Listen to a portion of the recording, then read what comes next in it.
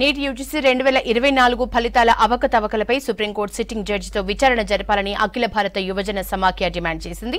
Intermediate మార్కుల ఆధారంగా medical కాలేజీల్లో స్టూడెంట్స్ కి సీట్లు కేటాయించాలని సమాఖ్య ప్రధాన కార్యదర్శి ధర్మేంద్ర డిమాండ్ చేశారు.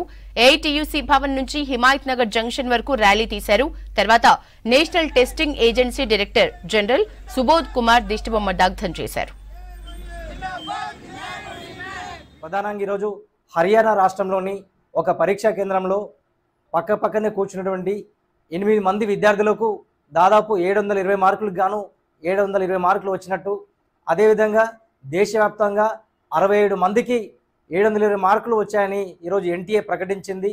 దాదాపు 10 రోజులకు ముందుగానే ఈ ఫలితాల ప్రకటనతోని అనేక అనుమానాలు, పూర్తిగా అనేక ఆరోపణలు వచ్చినటువంటి నేపథ్యంలో టెస్టింగ్ ఏజెన్సీ పూర్తిగా ఈ సమస్యలను పూర్తిగా పరీక్ష పేపర్ మాస్ కాపింగ్కి పాల్పడ్డారు, లేకుంటే ఆ పరీక్ష పేపర్ లీక్ అయిందనేది మేము ప్రధానంగా ఆరోపిస్తున్నాము.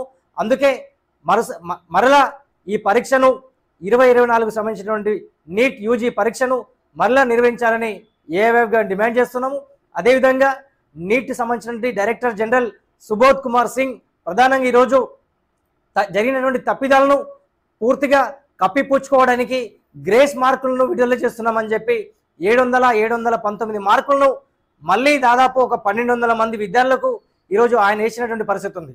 దాదాపు నెగిటివ్ మార్కింగ్ ఉన్నటువంటి ఈ పరీక్ష పేపర్లో దాదాపు 718, 19 మార్కులు రావడం చాలా విడ్డూరమైనటువంటి విషయం.